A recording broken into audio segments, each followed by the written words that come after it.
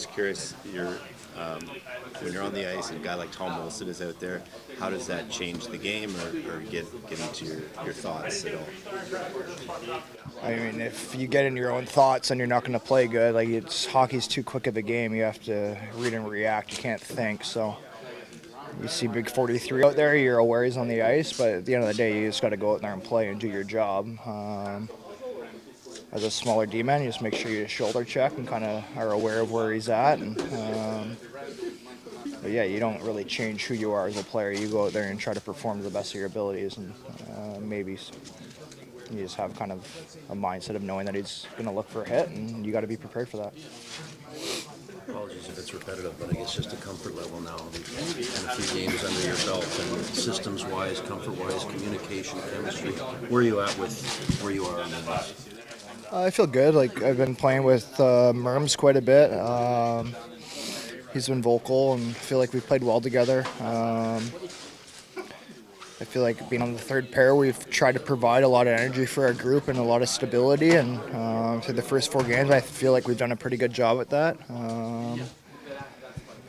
But in saying that, like, there's no place for complacency. Like, you always strive to get better, and you're never satisfied. In my time here, we're 2-1-1, so it's not like we're 4-0. You know, there's room for improvement, but. Just thankful for the way the guys have handled me coming in here and accepting me and making me feel a part of it, and I've really enjoyed my time here so far. You mentioned Tom, and I imagine with Washington there's so many different weapons. So did you have a moment with Ovechkin where you know, obviously you can't stop him, you can just try and contain him, but is there a moment that stands out for you? I was just saying, I remember he leveled me, I thought I was in the third row. Did you have a moment with Ovechkin where you're like, okay, I gotta be aware? Man, I'd have to go back and think. I'm sure there's probably some moment where he's exposed me, but off the top of my head, I don't really remember.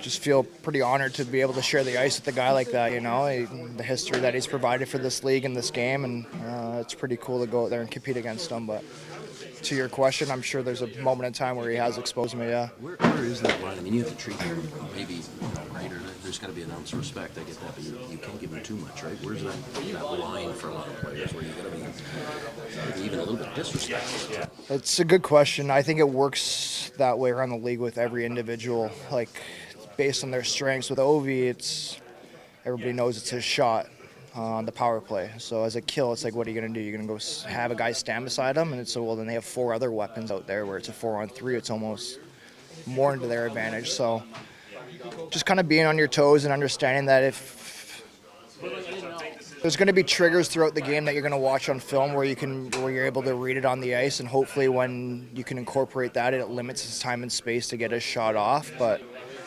I mean, when guys are that good, they're going to find ways to get it done regardless. So, yeah, it's just an onus of our kill of doing a really good job and being connected as 4. And then on 5-on-5, obviously, forwards trying to create time and space for our D-man going back for pucks. And everything's just very connected. I don't think there's a responsibility on one guy, but just aware of when he's on the ice.